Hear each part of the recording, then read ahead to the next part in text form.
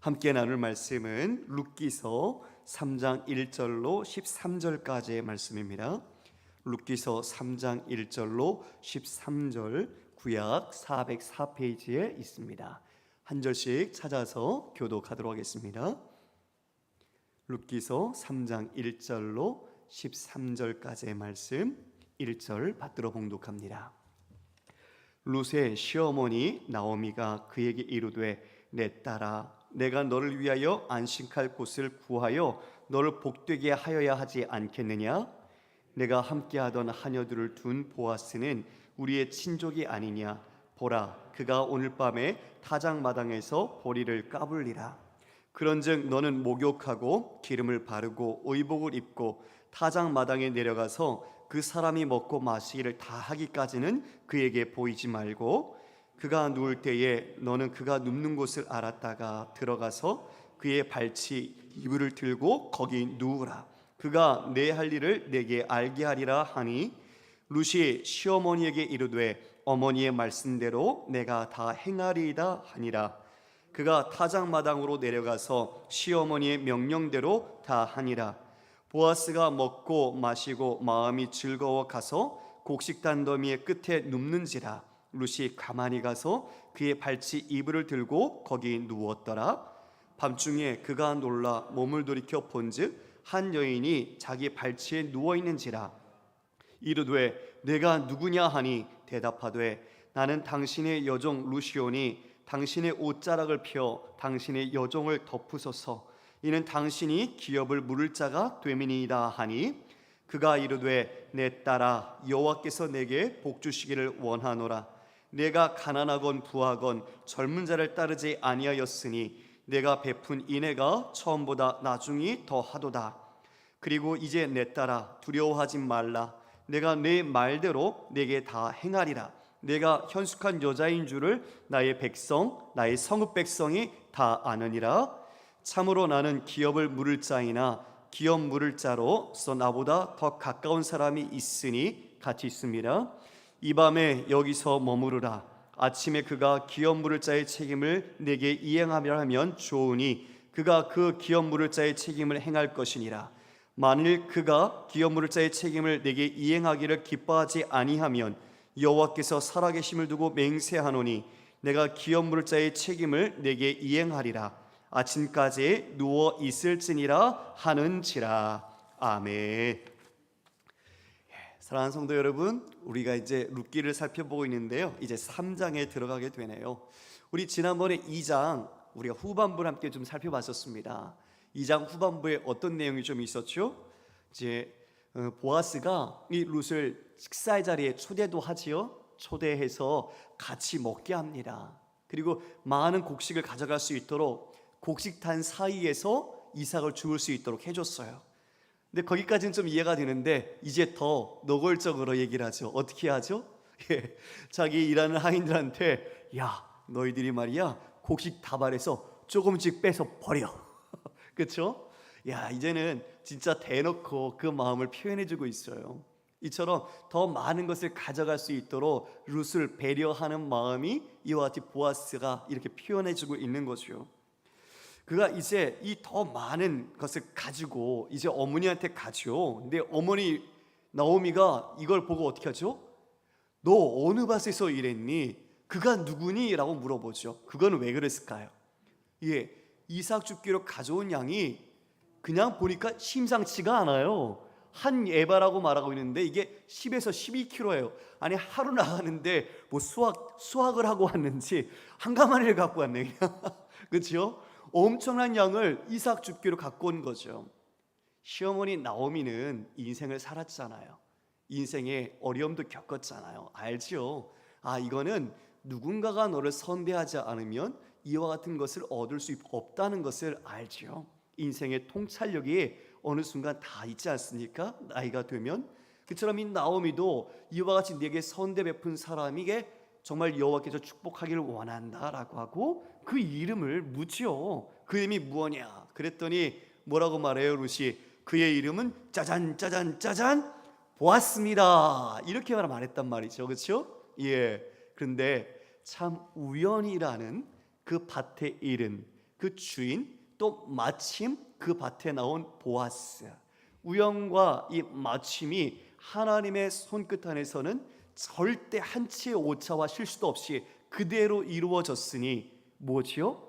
시어머니 나오미가 그는 우리와 가까운 친족이라. 예, 기업물자 중에 하나라고 이야기를 하는 거죠. 어떻게 그런 인연이 이와 같이 이어질 수 있을까요? 네, 참 하나님이 하나도 실수 없이 그 모든 것을 인도하신 은혜의 결과였던 겁니다. 이제 이 나오미는 그 보아스의 마음, 즉 가지고 온 그 모든 것뿐만 아니라 이제 룻이 이야기하잖아요. 모든 추수를 다 마칠 때까지 내 밭에서 이삭 주우라는 이야기를 룻은 나오미에게 얘기해 주거든요. 더 마음에 확신이 오는 거죠. 그래서 이제는 다른 밭에서 다른 사람을 만나지 말고 오직 그 밭에 그 여인들, 그 소녀들과 함께 네가 이삭을 계속 주우라고 이야기를 합니다. 그래서 우리 보리 추수에 이어서 밀 추수가 끝날 때까지 약 3개월 동안 그와 같이 그 보아스의 밭에서 계속 그 양식을 얻어서 어머니에 봉양하고 함께 생활할 수 있도록 그와 같은 은혜, 계속되는 보아스의 헤세드, 그 은혜를 누렸던 것이죠. 이제 오늘 그와 같은 맥락에서 조금 더, 오늘 제목이 뭔지 아세요, 여러분? 보셨어요? 설교 제목? 예, 사랑 고백. 설레죠? 사랑 고백. 예, 이 사랑 고백, 여러분들이 그냥 제목에서 여러분들의 인생 속에 사랑하는 이를 만나서 정말 내 마음속에 있는 사랑을 고백했던 기억들, 그 추억들이 있으실 거예요.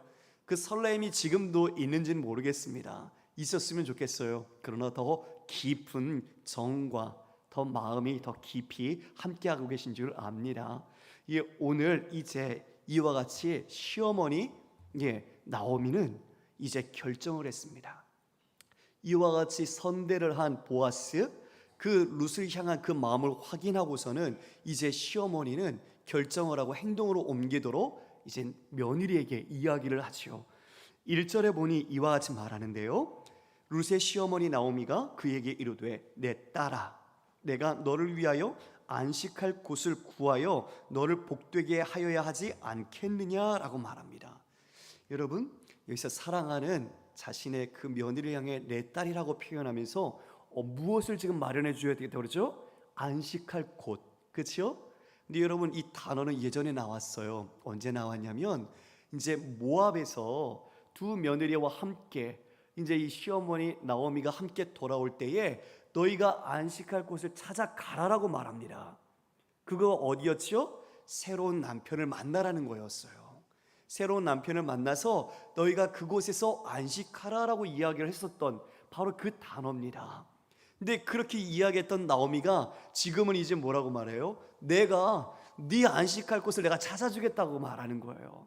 바뀌었어요. 이제 안식할 곳을 찾아가라라고 했다가 이제 내가 마련해 줄게 그러면서 이제 이야기를 꺼내기 시작합니다. 근데 그 이야기가 사뭇 진지하고 아주 은밀한 작전과 같은 이야기를 꺼내기 시작합니다. 이렇게 말하죠.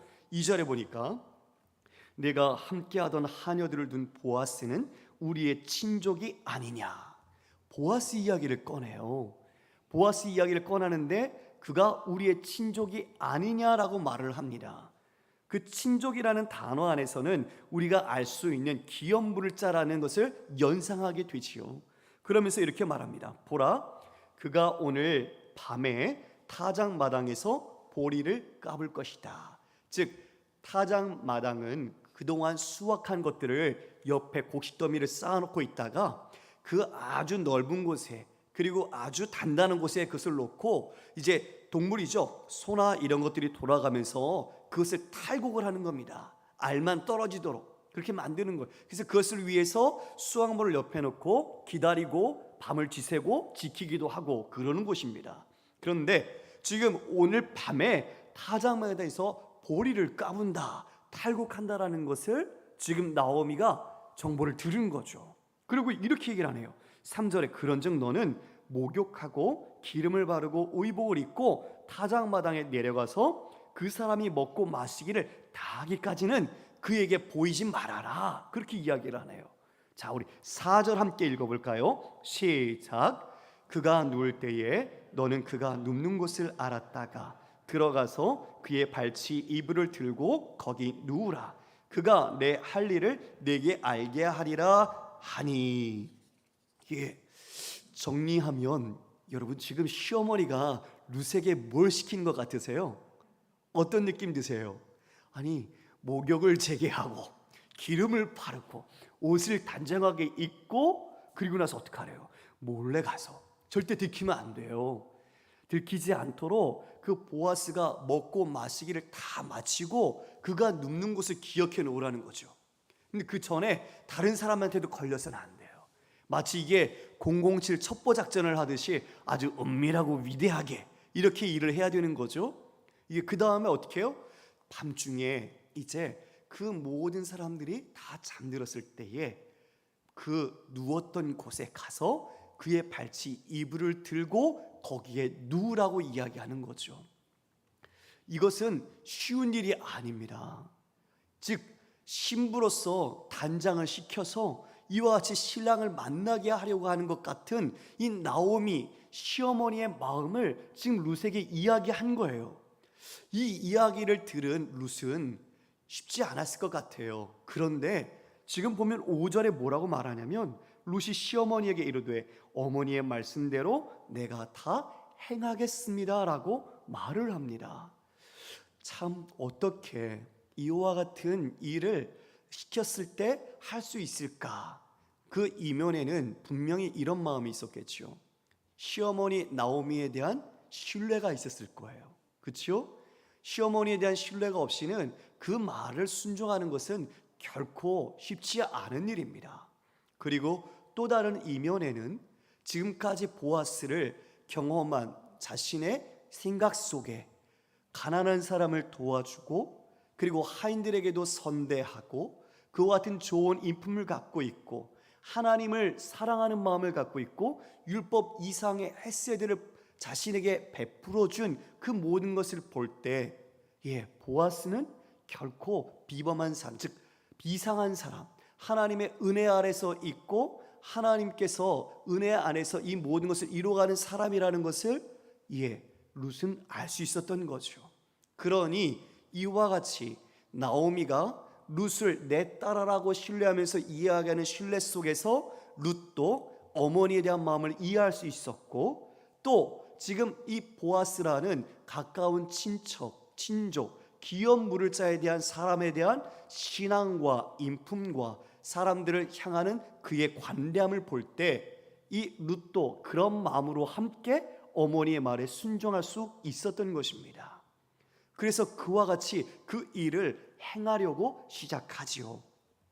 그래서 6절에 보니까 이와 같이 이야기하고 있네요. 그가 다장마당으로 내려가서 시어머니의 명령대로 다 하니라. 하나의 종합적인 결론을 먼저 이야기를 해놨어요. 그 다음에 이제 말을 풀어갑니다. 7절 함께 읽어볼게요. 시작. 보아스가 먹고 마시고 마음이 즐거워 가서 곡식탄 더미의 끝에 눕는지라. 룻이 가만히 가서 그의 발치 이불을 들고 거기 누웠더라. 지금 한 절로 간단하게 이야기를 하고 있지만 이 한 절 안에 담긴 내용은 어마어마한 거죠. 여러분을 우리가 룻이라고 생각하고 요 한 절을 행한 것들을 한번 생각해 볼게요. 여러분, 혼자 여인이 그 밤에 그곳에 가서 다른 사람의 눈빛을 피해서 걸리지 않고 조마조마한 심장이 터질 것 같이 쿵쾅쿵쾅거리는 그 마음을 가지고 눕는 자리를 살폈다가 다른 사람들이 다 잠들었을 때 몰래 살금살금 가서 그 자리 발치를 들고 눕는다는 게 쉽겠습니까? 저는 여자가 아닌데도 제 마음이 쿵쾅거려요. 이야, 이 조바심에 들키면 어떡하나 하는 그 위기, 그 마음에 제 심장 소리가 귀에 들렸을 것 같아요. 지금 이것을 이와 같이 룻이 시어머니를 따라 그대로 한 거예요. 성공한 것 같아요. 지금까지 들키지 않았어요. 그와 같이 그 잠든 곳에 가서 발치에 이불을 들고 누웠습니다.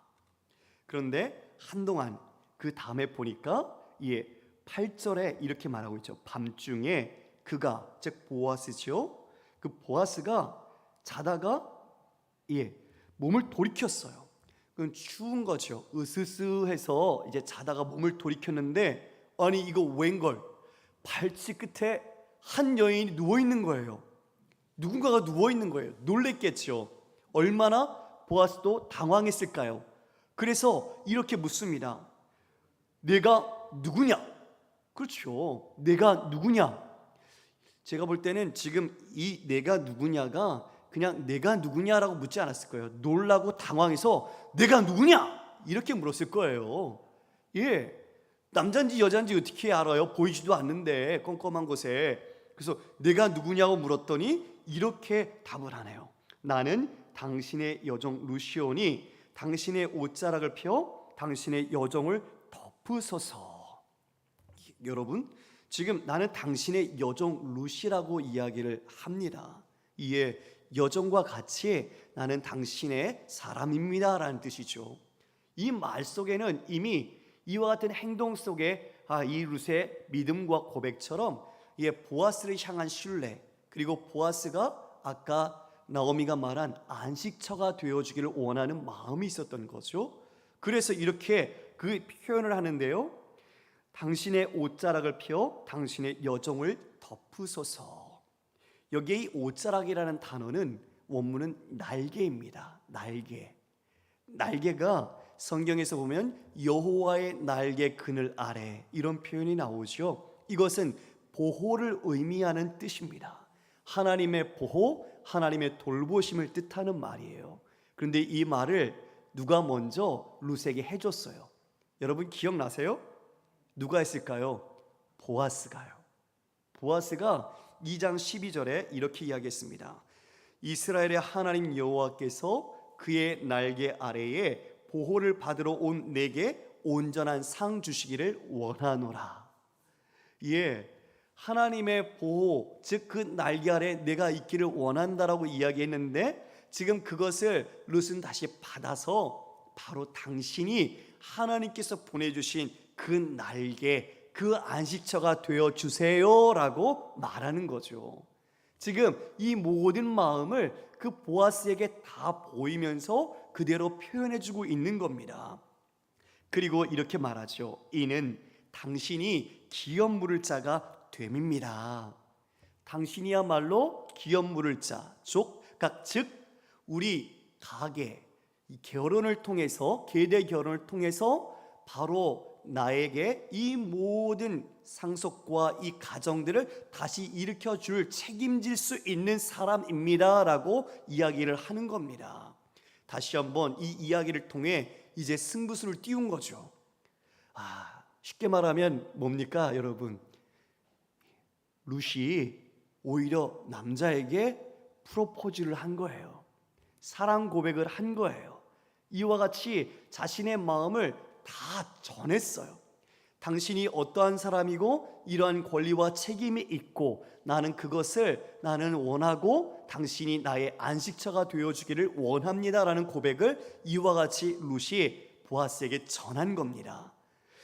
여러분, 이 고백하고 난 뒤에 여러분 그 결과가 어떻게 올지 이게 진짜 어렵지 않아요? 그렇죠 여러분? 이거는 기억이 여러분들 마음속에 혹시 있는지 모르겠지만 만약 살아있다면 결혼을 위해서 자신의 마음을 정말 심쿵한 상황 속에서 증거하고 전했는데 그 반응이 어떻게 나타날지까지 긴장감이 말할 수 없죠. 어떤 반응을 보일지 그 기대가 사뭇 진짜 받아줄 것이냐 받지 않을 것이냐, 그것이 상당히 귀추가 지금 기대가 되는 장면이죠. 또 한편으로는 룻은 이런 마음을 가질 수 있어요.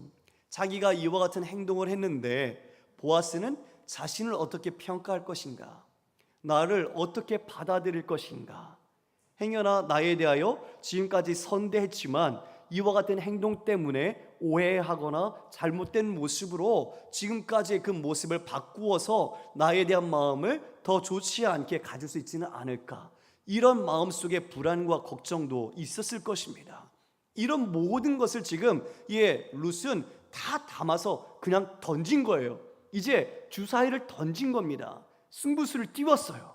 이제 돌아오는 반응이야말로 이 룻에게는 너무나 중요한 기다림이죠.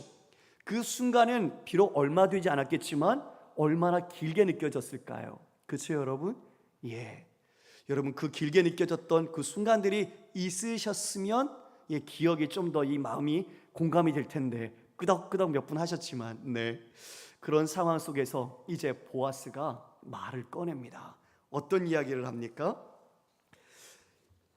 그 다음 10절을 함께 볼까요? 10절 함께 읽어보겠습니다. 시작. 그가 이르되 내 딸아, 여호와께서 내게 복 주시기를 원하노라. 내가 가난하건 부하건 젊은 자를 따르지 아니하였으니 내가 베푼 인애가 처음보다 나중이 더하도다. 내 딸아, 아까 시어머니가 룻에게 했던 말이죠. 그런 것 똑같이 지금 보아스도 내 딸아라고 말하면서 그 마음에 평안을 주고 있습니다. 그 내 딸아 말한 뒤에 축복하지요. 여호와 이름으로 여호와께서 네게 복 주시길 원한다. 그러면서 중요한 한 가지 그 마음속의 이유를 이야기해 주는데요. 내가 가난하건 부하건 젊은 자를 따르지 아니하고 내가 베푼 인애가 처음보다 나중이 더하다라고 말했습니다. 이 말은 무슨 말인가요? 룻은 젊은 여자였어요. 젊은 여인이 당연히 젊은 사람과 함께 새로운 삶을 시작하고자 하는 마음이 있었겠지요. 그래서 이와 같이 보아스가 보기에 젊은 자를 따르지 않고 자기와 같이 나이 든 사람을 따르는 것을 볼 때 이 일은 나오미의 시어머니의 그 뜻, 그리고 그 뜻에 이 룻이 순종하고 있구나라는 것을 알 수 있었던 겁니다. 이 당시에 기업 물을 자에 대한 관습이 있었어요. 그 당시에 관습은 바로 이처럼 기업 물을 자에 대하여 여인이나 하인이나 종들도 그와 같이 발치에 들어가 이불을 들고 눕고 하는 관습이 있었습니다.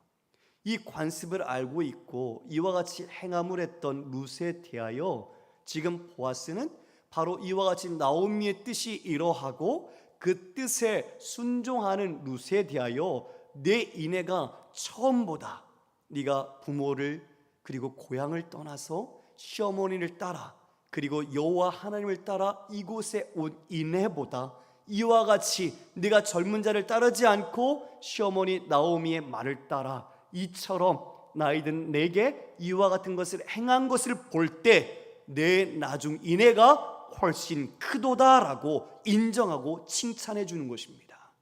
아주 깊은 사랑과 그 안에 긍휼이 담겨 있는 거죠. 룻이 이처럼 시어머니를 생각하는 마음, 그리고 이처럼 이와 같은 보아스를 향해서 하나님 안에서 주신 은혜로 이 모든 것을 행하고자 하는 마음이 있었던 거죠. 단순히 이건 멜로 이야기가 아니에요. 왜냐하면 지금 이와 같이 모든 것을 표현한 것은 나오미와 룻, 과부인 두 여자에게는 생사가 걸린 문제였어요. 자신의 집안이 걸린 문제였어요. 결코 쉬운 일이 아니었다는 거죠.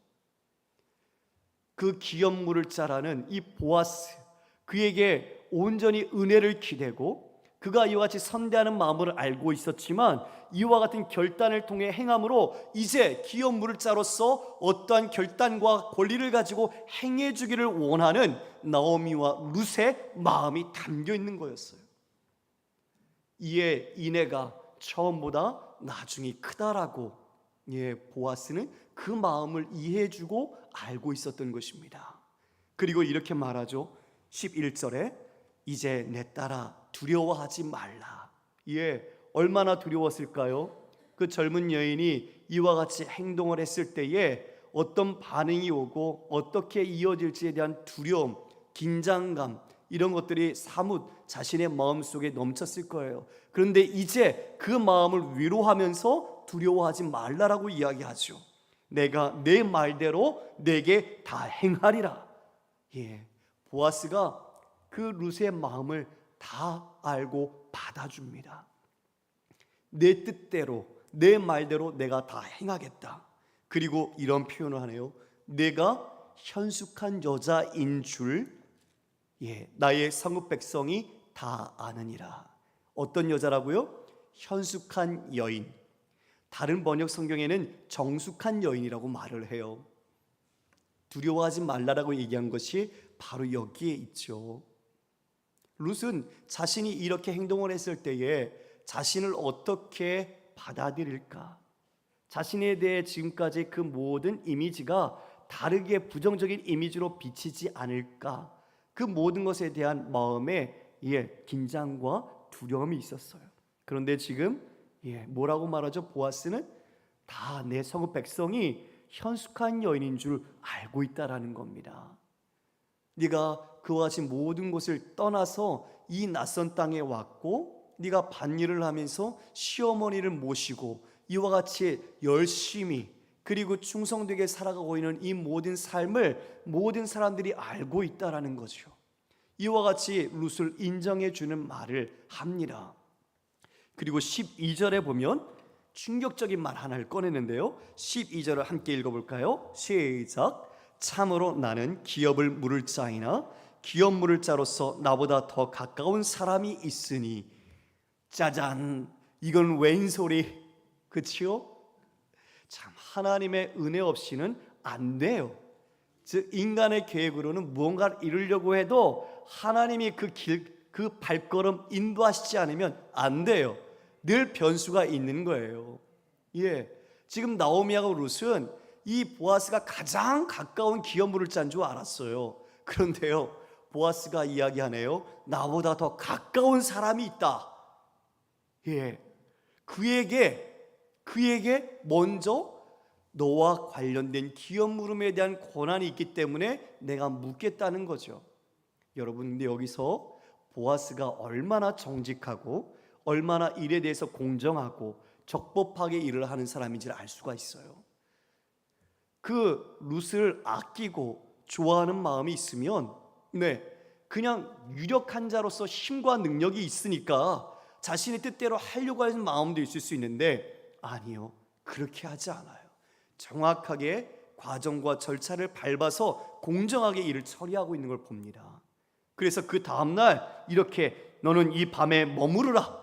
근데 밤중에 성읍 문이 닫혔으니 어떻게 들어가겠어요?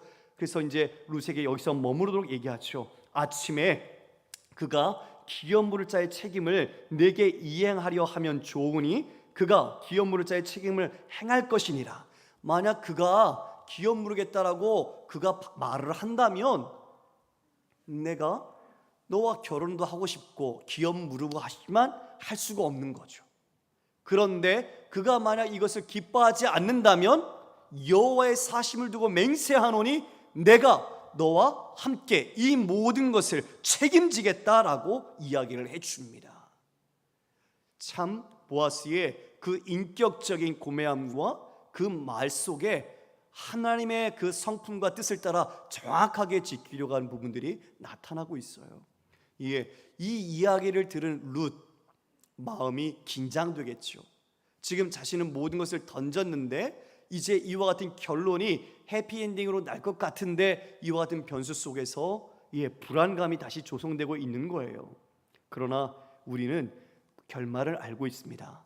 주님께서 어떻게 인도해 가실지 우리는 그것을 앞으로 더 살펴보면서 어떻게 그와 같은 일들이 있는지 우리는 분명히 이유를 깨닫게 될 겁니다. 여러분, 오늘 말씀에 다시 한번 우리가 함께 새겨보고 싶은 것이 있습니다. 여러분, 우리 마태복음 1장 5절을 함께 읽어볼까요? 자막을 한번 좀 띄워주시겠습니까? 마태복음 1장 5절입니다. 네, 자막이 안 나오나요? 우리 한번 그럼 찾아볼까요? 마태복음 1장 5절을 한번 찾아봐 주십시오. 네, 좀 넘기셔서 마태복음 1장 신약 첫 번째니까 마태복음 1장 5절을 찾아서 우리가 한 목소리로 읽어보도록 하겠습니다. 시작. 살몬은 라합에게서 보아스를 낳고 보아스는 루색에서 오벳을 낳고 오벳은 이새를 낳고. 예, 1절에 보면 아브라함과 다윗의 자손 예수 그리스도의 계보라라고 말하고 있죠. 이번 금요기도의 시간에 이 말씀을 같이 나눴습니다. 라합이 어떠한 사람이 되었는가? 라합이 여리고의 이방 여인, 그것도 미천한 기생이었죠. 그러나 그는 여호와의 일하심을 듣고 믿음을 가졌고 자신의 생명을 걸고 찾아온 두 정탐꾼을 숨겨주며 선대합니다. 그로 말미암아 그 여리고가 정복당할 때에 그 일가 모든 가족들은 구원을 받게 되었죠. 지금 그와 같이 5절에 보면 라합이 낳은 사람 이름이 누구죠? 보아스예요. 예, 우리가 마침 어떻게 여호수아서를 같이 나누고 있는데 이렇게 룻기하고 잘 또 연결이 돼요. 예, 라합이 이 보아스를 낳았어요. 그 라합이 어느 여인이죠? 이방 여인, 그것도 기생. 그런데 누구와 결혼했을까요? 살몬이라고 이름이 나오네요. 살몬이 누구였을 것 같으세요, 여러분? 누구였을까요? 두 정탐꾼 가운데 한 사람이에요. 자신의 생명을 살려주고 그와 같이 친절과 헤세드, 인애를 베풀어준 사람, 그게 살몬, 유다 지파의 우두머리였습니다. 지도자. 그와 같이 라합이 자신의 이방 민족임에도 불구하고 이스라엘 안에 들어와 살게 됐지요. 근데 여러분 보세요. 이방 여인으로서 그 삶을 살아가는 게 쉽겠어요? 구원을 얻어서 생명은 유지했지만 이스라엘이라는 어떤 한 선민과 혈통을 중심으로 하는 사회 속에서 이방 여인이 살아가는 건 결코 쉬운 일이 아니에요. 그래서 살몬은 이 여인 기생 라합을 자신의 아내로 삼았어요. 인애를 베푼 거죠. 그 사랑으로 함께 살아가도록 한 거죠. 그 가운데 누가 태어났습니까? 보아스가 태어났어요. 보아스는 어릴 때부터 어머니가 가지고 있는 그 믿음을 배웠습니다.